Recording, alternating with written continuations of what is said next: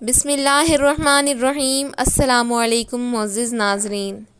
قرآن مجید میں آتا ہے کہ یہودیوں نے جب پیغمبروں کی تعلیمات کو پس پشت ڈال دیا اور وہ گمراہی میں پڑ گئے، اللہ سبحانہ و تعالیٰ کے حق و سچ کے راستے کو چھوڑ کر شیطانی عملیات مثلاً جادو ٹونے میں پڑ گئے، تو اللہ سبحانہ و تعالیٰ نے 2 فرشتے ان کی آزمائش کے لیے زمین پر انسانی شکل میں بھیجے۔ یہ دور حضرت سلیمان علیہ السلام کا دور تھا۔ جب حضرت سلیمان علیہ السلام اس روح فانی سے پردہ فرما گئے، تب جنات نے لوگوں کو برا علم سکھانا شروع کر دیا۔ اسی دور میں اللہ سبحانہ و تعالی نے 2 فرشتے بھیجے تاکہ ان کو آزمایا جائے کہ حضرت سلیمان علیہ السلام کے بعد لوگوں نے ان کی تعلیمات کو پس پشت تو نہیں ڈال دیا۔ وہ فرشتے بھی اللہ سبحانہ و تعالی کے حکم سے لوگوں کو ایسا علم سکھاتے کہ میاں بیوی میں جدائی ڈال دی جائے۔ جب کوئی ان کے پاس یہ علم سیکھنے آتا تو وہ ان سے کہتے کہ تم ہم سے یہ علم نہ سیکھو، ہم تمہاری آزمائش کے لیے بھیجے گئے ہیں۔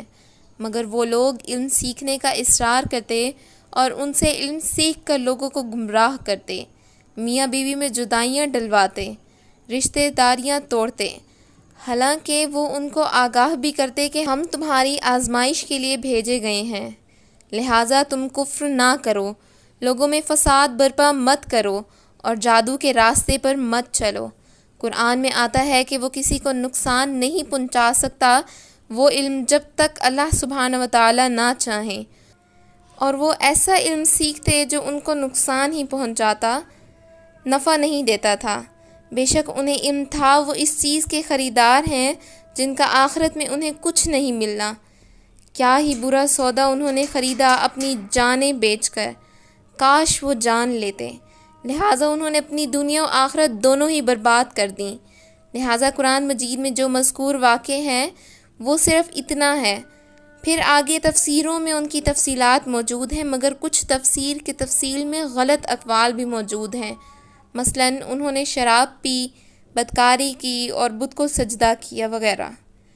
اس طرح کے واقعات ہیں، مگر محقق علماء اور مفسرین میں وہ ان واقعات کو درست ماننے سے انکار کرتے ہیں کہ ایسے واقعات کا وقوع نہیں ہوا تھا۔ فرشتے اللہ سبحانہ و تعالی کی معصوم مخلوق ہیں کہ یہ وحی کرتے ہیں جو ان کو اللہ کا حکم دیا جاتا ہے۔ اللہ سبحانہ و تعالی قرآن مجید میں فرماتے ہیں کہ فرشتے وحی کرتے ہیں جو ان کو حکم دیا جاتا ہے، لہٰذا ان سے یہ جو گناہ کا وقوع ہے ان سے نہیں ہوا، لہٰذا ان کو صرف بنی اسرائیل کے آزمائش کے لیے بھیجا گیا تھا۔ یہ تھی ہماری آج کی ویڈیو۔ اگر آپ کو میری ویڈیو پسند آئی ہو تو لائک کریں، سبسکرائب کریں۔ اللہ حافظ۔